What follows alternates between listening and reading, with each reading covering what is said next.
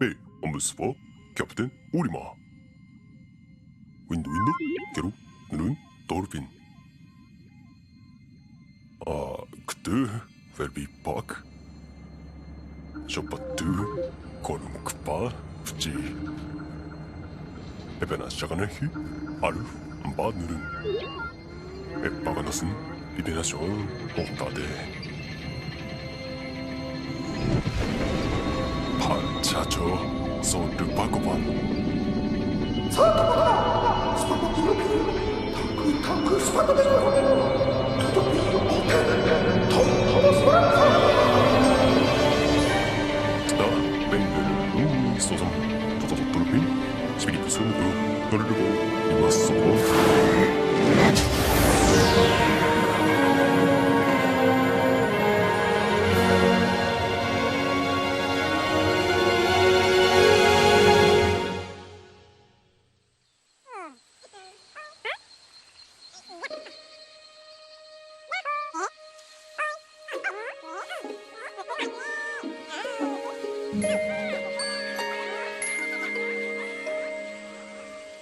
게 아르스피나 피크민.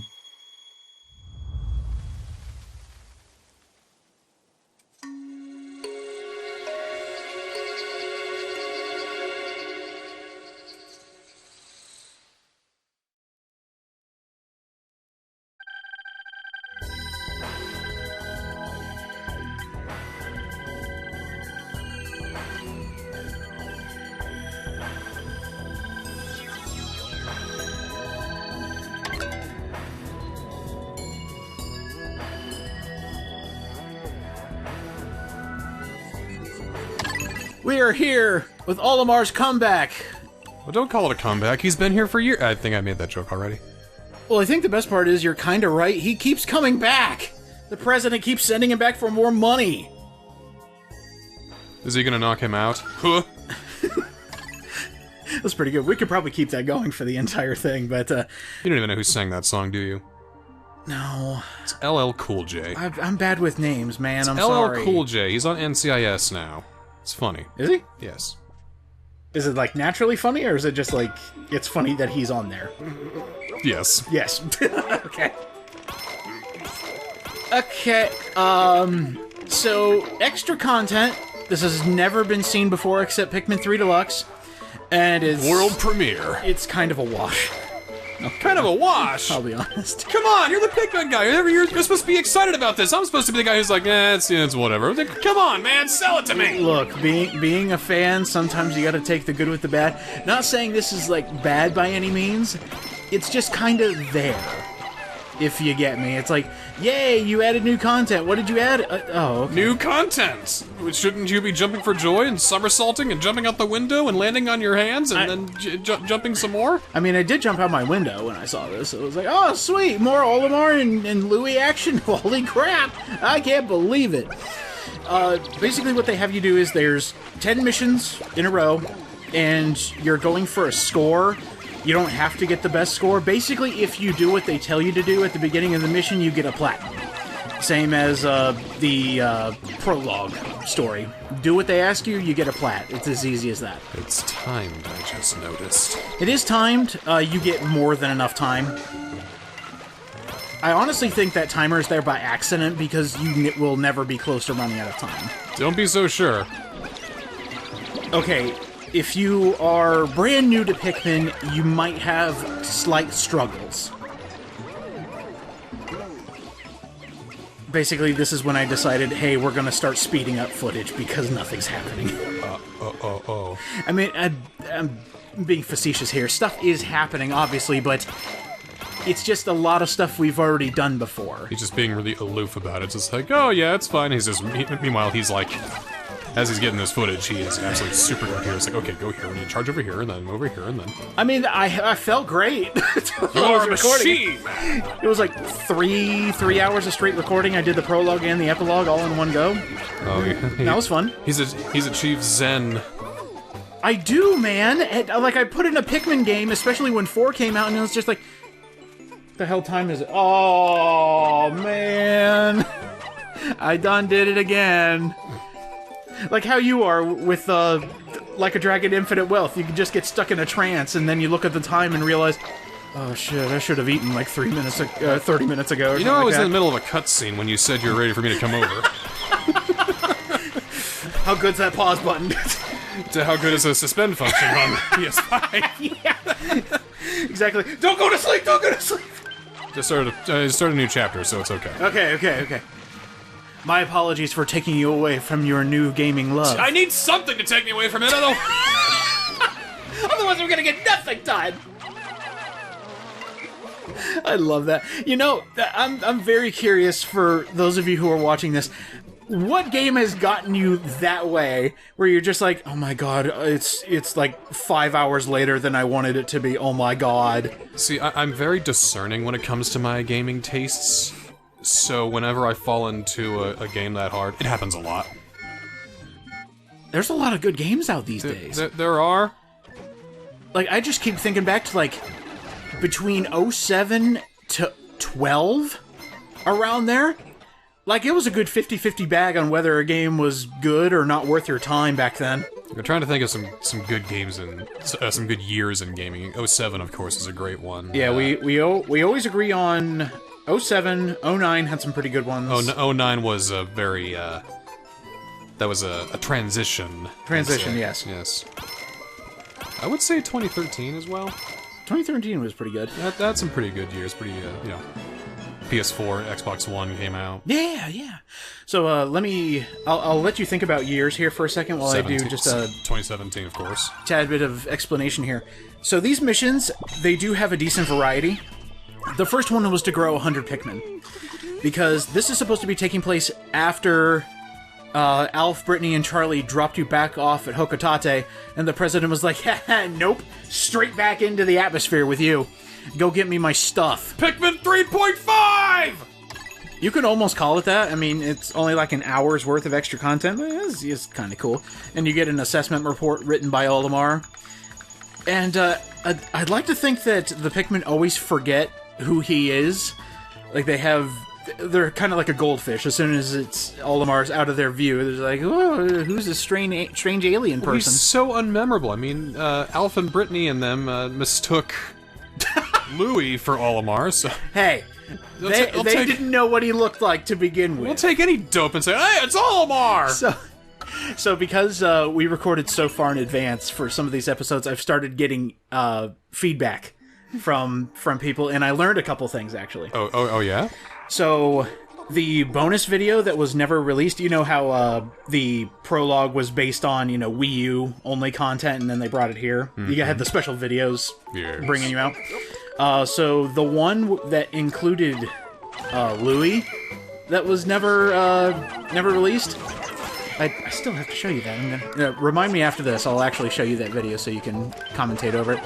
But, the reason he ran off with all their juice and fled for the hills is because they thought Louis thought the Copites kidnapped him.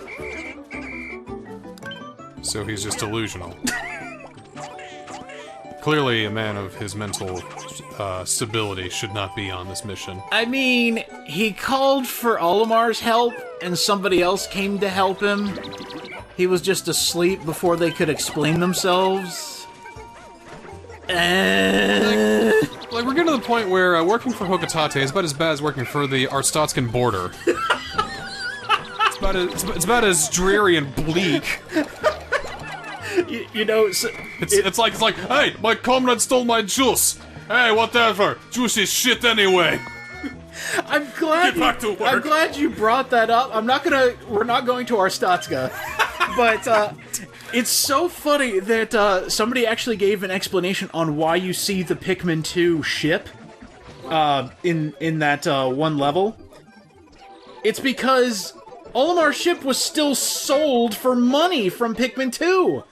He doesn't have a ship anymore because it now belongs to the debt collectors. That's why he had to come back. It's actually Louis' ship. So Louis' the only one in that company that has a friggin' ship.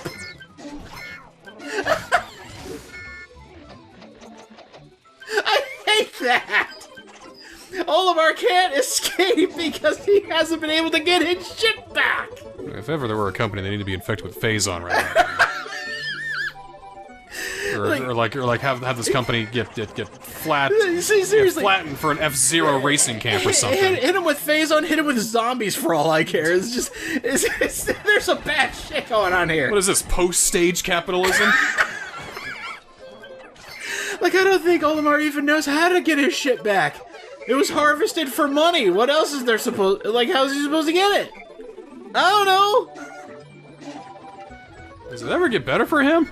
I mean, Pikmin 4's got... I mean, you gotta give the guy a break. I mean, he got a soft reboot, if that counts. He got a puppy. That's gotta be something, right? Oh, he deserves a puppy. Olimar deserves a puppy. I'm glad he got that. When in doubt, add a dog, right? That's right. Worked for Yoshi. Exactly. Give him a version of, why am I blanking on dog name for Yoshi's Island? Poochie? Poochie! Hey, where's Poochie? That's... I must go, my people need me. I think my favorite part that they cut out is when the kids are cheering, but then, and they pretend to yawn. So this mission, I kind of misunderstood it while I was playing, and I realized playing it back, I kind of did a couple extra steps. Basically, what you want to do is just kill all the enemies. You don't actually have to take them back to your onion, you just have to kill all the enemies and you win. Kill the enemies. Got it. Just win. Also, I don't think I ever mentioned this ever in the Let's Play. Do you know why the rock Pikmin deal so much damage? Because they're heavy and they're rocks. Because they're rocks. But something I never even thought of until somebody brought it up in the comment section. You deal more damage when you throw them. When they go in for a charge, they barely deal any damage, but because you're throwing a goddamn living rock at people, it deals so much more damage. I didn't even think of that. So I should throw the rocks. Throw rocks. Right. Especially when you're throwing it towards glass. I'm reading this with a bit of sass. Well, we didn't find the ship we came for. It's tough to keep the Pikmin safe through the constant attacks from this world's inhabitants, but they'd do anything for me, so I have to do what I can for them. Besides, I'm not so bad off. I have the benefit of experience, decent equipment, and of course there's fucking Louie! Yeah. Oh, I love that. You know, I can actually see every single mission ending with passive-aggressive Olimar here. Just constantly going, well, this day sucked. Another glorious day working for the Hukatate Corporation. Why doesn't the president get his ass down here and help me find this treasure he wants so bad? Huh? I need like a management sim game with Pikmin where he just takes the company from underneath him. That would be great. President Olimar, the man has deserved it. I'd be down for it. Louis, of course, would be his rival businessman who we have to take down, and then we absolutely swallow up his company and becomes the janitor of the lowliest toilet in my worst basement. You are giving great ideas for free, my friend. I know I am. Just make them. I don't care. Just make them. Yeah, just make Pikmin games, please. If you give me that context, I might get into that, actually. You know, I never even considered... Why did it take so long to get Pikmin 4? Because there have been... I mean, this also happened for Metroid Prime 4, but we always get updates saying, it's nearly finished! And then 8 more years pass. Why on earth did it take so long, I wonder? Because many times in Nintendo's history have they had an idea for a game, and then they sit there, they cross their arms, they tilt their head, and they squint, and they look another way, and they just go, I don't know about this one. They had to have done that multiple times for it. They've done that for multiple games. Throughout their history, they just go, hey, here's an idea for a game. Oh, okay, it's not working out so well. Sometimes they repurpose it, sometimes they make it something else. I mean, they were about to do that with Earthbound. Yeah. Remember? Until Iwata said, okay, either you start over, we do it in 6 months, or we gotta do it all over in like 2 years. What a great idea. Yeah, now that you mention it, I know Mario Maker was going to be another Mario Paint, but then they repurposed it. That's why there's so many Mario Paint references in Mario Maker. What about Kirby for GameCube? Oh yeah, that got repurposed to Air Ride and then eventually returned to Dreamland on the Wii era. How many times they look at it and go, I don't know. Let's make it a racing game. I like when we go fast. That's pretty cool. That's pretty cool. Yeah, we'll do that instead. And this just goes, as a lot of people should understand, game dev hard. Yes! It is hard! The only game dev I've ever really done is work on some sort of vanity project when I was in high school on RPG Maker 2000 and a bit in 2003. I remember that. You had me play an RPG Maker game. And oh yeah, it was the easiest thing in the world. I didn't say that! I know, but it's like, yeah, just... No, I wasn't gonna say that. It just fucking sucks.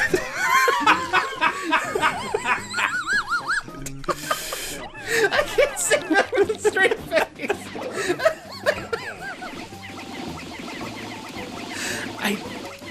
I do remember. I don't remember much about the plot line you were having me play, but I do remember it started as a dream. I think. I believe that's where the game started. Oh, I don't. Was it a nightmare? Oh, I don't remember.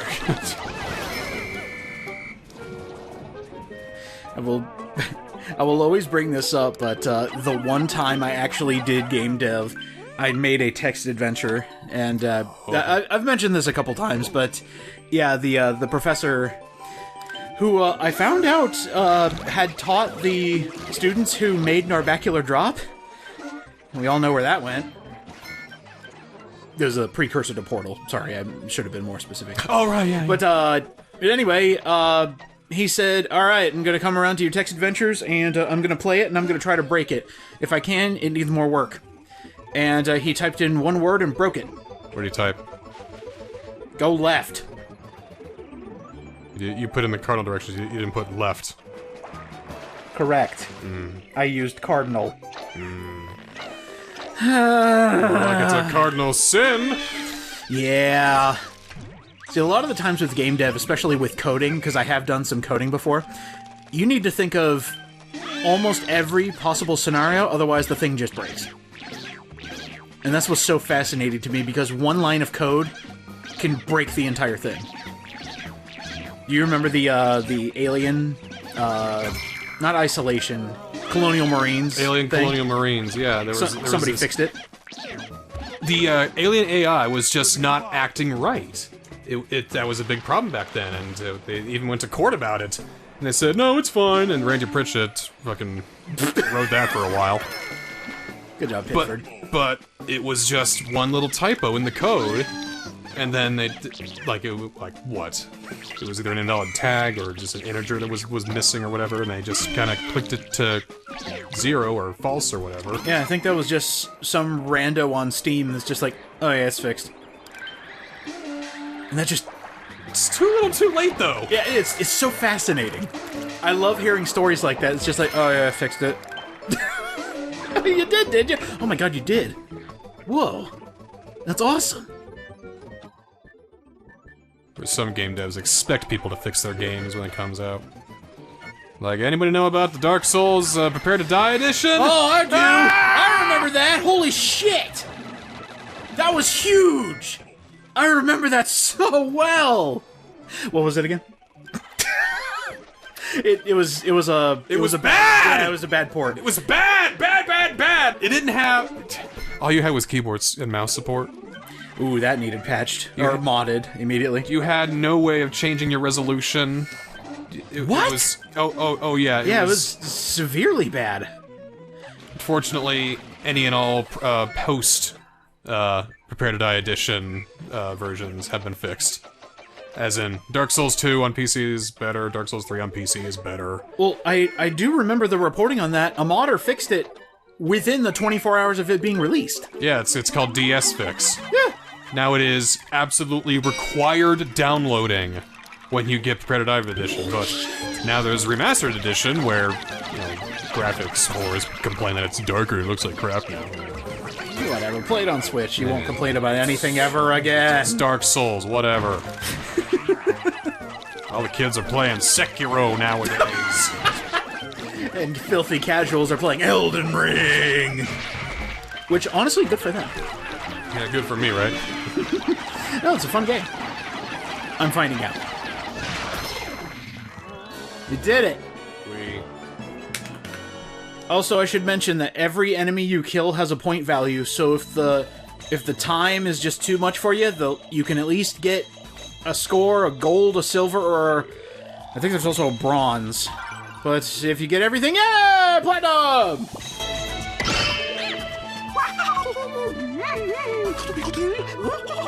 Your Highness?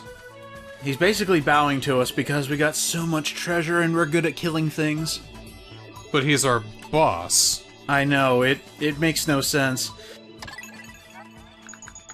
We found the Hokitate ship. Well, part of it. Looks like the ship suffered severe damage and its pieces were scattered here and there. This all feels very familiar, but there's no time to wallow in nostalgia. We have to recover those parts and get them back to base before the indigenous life on this planet does who knows what with them. Just words you say with a tumbler of whiskey, just... God. You know, if Olimar wrote memoirs about his experiences with Hokitate Fray, I would read the hell out of it. Especially if he did a live reading at a bookstore.